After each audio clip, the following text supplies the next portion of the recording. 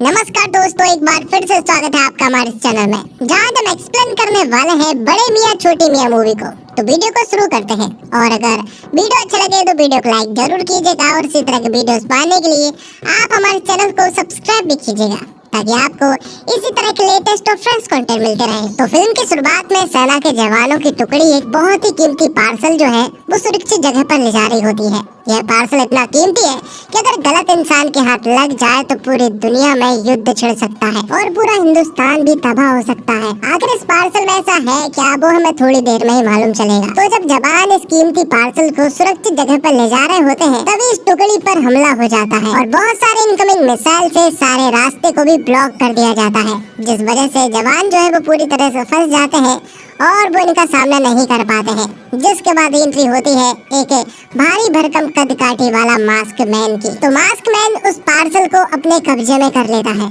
अब क्योंकि वो बहुत ज्यादा कीमती है, इसलिए वो यहाँ पर पूरी भारत सरकार के सामने एक मैसेज भी छोड़कर जाता है, और वो मैसेज कम बल्कि एक चेतावनी थी। वो मास्क मैन इंडियन गवर्नमेंट को एक वार्निंग देता है और कहता है कि 3 दिन में अगर वो उसे पकड़ सके तो पकड़ ले, वरना वो पूरे इंडिया को तबाह कर देगा। तो इंडियन गवर्नमेंट के सामने एक बहुत बड़ी प्रॉब्लम थी, क्योंकि वो बहुत ही ज्यादा कीमती पार्सल है, और अगर वो पार्सल उनके पास नहीं रहा तो सचमुच पूरी दुनिया खत्म हो सकती है। तो इस पार्सल को वापस लाने की पूरी जिम्मेदारी जो है वो पूरी तरह से कर्नल आजाद के पास थी, और अब उन्हें कुछ भी समझ नहीं आ रहा था, इसलिए उनके दिमाग में सिर्फ 2 ही नाम खटक रहे थे, और वो नाम थे राकेश और फिरोज। और पूरी दुनिया उन्हें रॉकी और फ्रेडी कहकर पुकारते हैं। लेकिन 7 साल पहले उन दोनों का ही कोर्ट मार्शल कर दिया गया था। वो वजह क्या थी वो भी हमें थोड़ी देर में ही मालूम चल जाएगी। लेकिन आजाद सर को सिर्फ एक बात मालूम है कि अगर ये काम कोई कर सकते हैं तो वो रॉकी और फ्रेडी ही है। इसलिए आजाद सर यहाँ पर उन दोनों के एक मिशन के बारे में मीसा को बताने लगते हैं। वो बताते हैं कि 7 साल पहले उन दोनों को एक ऐसे मिशन के लिए भेजा गया था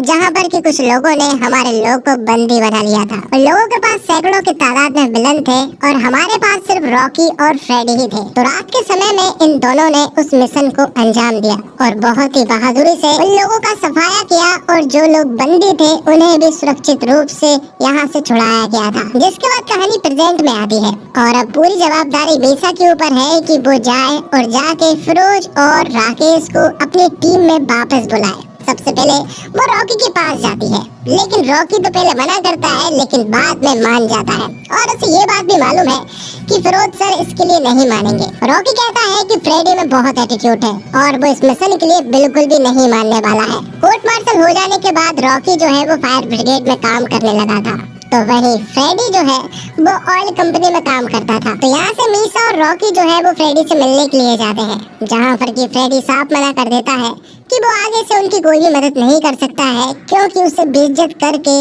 आर्मी से निकाला गया था।